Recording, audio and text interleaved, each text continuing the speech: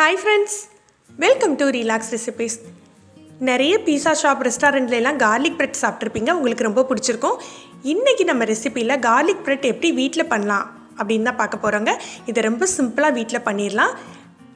நான் இன்னைக்கு 1 கப் அளவுக்கு வார்ம் வாட்டர் எடுத்து வச்சிருக்கேன். இதுல 1 டேபிள்ஸ்பூன் சர்க்கரையும் 1 டீஸ்பூன் ஈஸ்டும் சேர்த்துக்கிறேன்.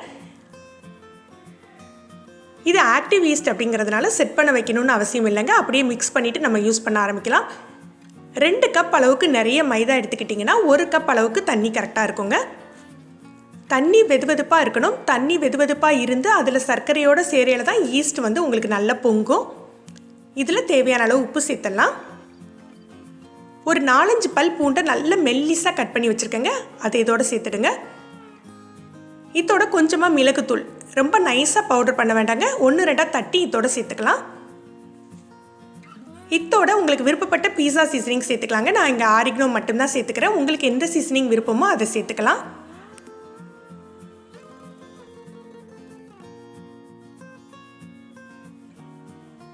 இதில் 1 டீஸ்பூன் ஆயில் சேர்த்துக்கோங்க. நான் இன்னைக்கு வந்து ஆலிவ் ஆயில் தான் சேர்க்க போகிறேங்க. நீங்கள் குக்கிங் ஆயில் கூட சேர்த்துக்கலாம்.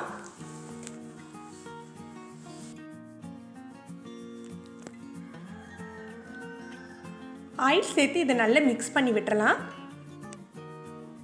நான் 2 கப் நிறைய மைதா எடுத்து வச்சுருக்கேங்க. அதோடு சேர்ந்து இதை நம்ம பிசைஞ்சிக்க போகிறோம்.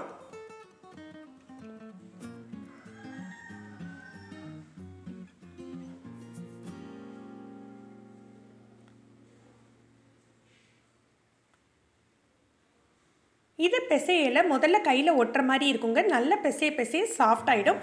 அப்படி உங்களுக்கு ஒட்டுற மாதிரி இருந்ததுன்னா கொஞ்சமாக மைதா தொட்டுட்டு கலந்து விட்டுருங்க.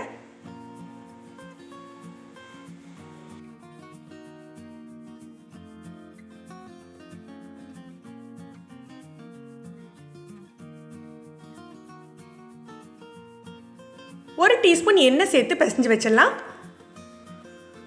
இதை ஒரு ஈர துணியை கொண்டோ ஈர டவலை வச்சோ இல்லை கிளிங் கிராப்போ பண்ணி வச்சுடுங்க. ஒரு 1 ஹவர்லேருந்து 2 ஹவர்ஸ் வரைக்கும் அப்படியே இருக்கட்டும். மாவு நல்லா பொங்கின பிறகு நம்ம வந்து பிரெட் பண்ண ஆரம்பிக்கலாம். இப்போ பாருங்கள், நல்லா பொங்கிட்டு இதை லேசாக பிசைஞ்சிக்கலாம். கையில் ஒட்டுற மாதிரி இருந்ததுன்னா எண்ணெய் தடவி பிசைஞ்சுக்கோங்க. இப்போ நான் 2 பிரெட்டுக்கு வர்ற மாதிரி இதை பிரித்து எடுத்துக்க போகிறேன்.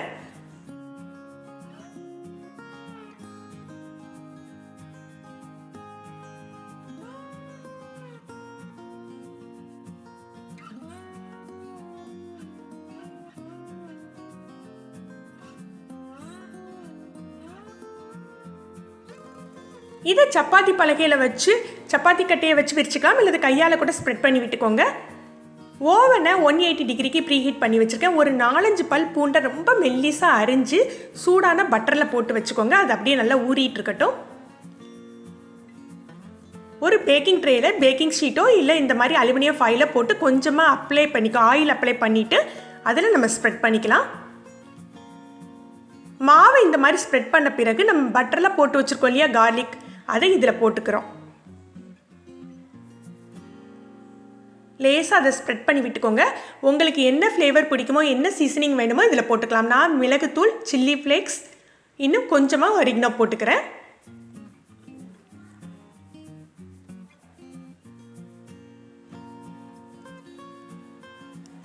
இதை அப்படியே ஃபோல்ட் பண்ணிடலாம். ரொம்ப அழுத்தாமல் லைட்டாக ப்ரெஸ் பண்ணி விட்டுக்கோங்க. ஜென்டலாக ப்ரெஸ் பண்ணிக்கலாம்.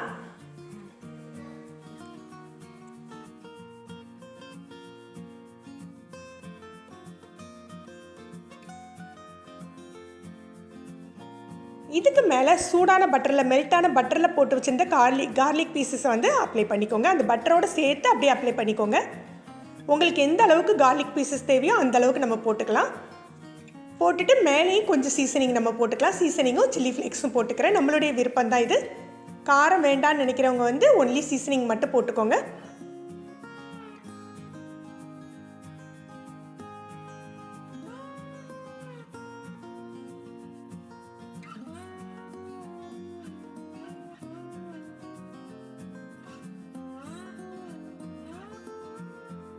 நைஃபோட பேக் சைடு இருக்கு இல்லையா, அதை வச்சு லேசாக மார்க் மட்டும் பண்ண போகிறோம். கட் பண்ணி விடணும் அப்படின்னு அவசியம் இல்லைங்க. லைட்டாக ப்ரெஸ் மட்டும் கொடுங்க. இது பேக் பண்ண பிறகு நமக்கு பீசஸ் பண்ணுறதுக்கு ரொம்ப சிம்பிளாக இருக்கும். அதனால் இந்த மாதிரி பேக் சைடை வச்சு லைட்டாக மார்க்ஸ் பண்ணி விடுறோம். இந்த மாதிரி நம்ம இன்னொரு பிரெட்டையும் பண்ணிக்கலாம்.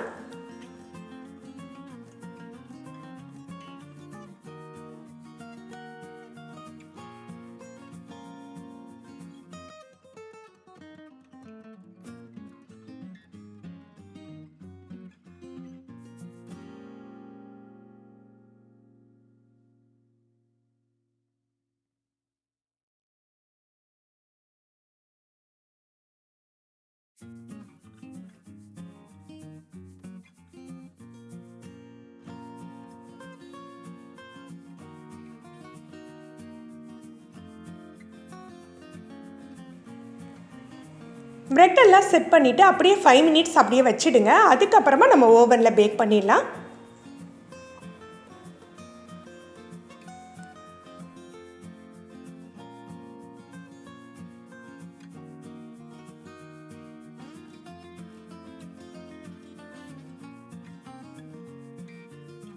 ஓவனை 180 டிகிரியில் வச்சு top and bottom layer heat ஆகிற மாதிரி செட் பண்ணியிருந்தேங்க. 18 to 20 மினிட்ஸ் வச்சிங்கன்னா உங்களுக்கு கரெக்டாக இருக்கும். நான் ஒரு 20 மினிட்ஸ் வச்சு எடுத்திருந்தேன். பாருங்கள் எந்த மாதிரி பேக் ஆகிருக்குன்னு. டாப் லேயர் அந்த அளவுக்கு கலர் சேஞ்ச் ஆகி ஃப்ளேவர்ஃபுல்லாக இருந்ததுங்க. நீங்களும் இந்த ரெசிபியை ட்ரை பண்ணி பாருங்கள். செய்கிறதுக்கு ரொம்பவே சுலபமாக தான் இருக்குங்க. உங்களுடைய ஃபீட்பேக்ஸை கமெண்ட் பண்ணுங்கள். இந்த வீடியோவை மறக்காமல் லைக் அண்ட் ஷேர் பண்ணுங்கள். இது வரைக்கும் நம்ம சேனலை சப்ஸ்கிரைப் பண்ணாதவங்க சப்ஸ்கிரைப் பண்ணி கீழே உள்ள பெல் பட்டனை ப்ரெஸ் பண்ணுங்கள். அப்போ தான் நம்ம சேனலில் போடுற புது புது வீடியோக்களோட நோட்டிஃபிகேஷன் உங்களுக்கு இமிடியேட்டாக கிடைக்கும். தேங்க்யூ.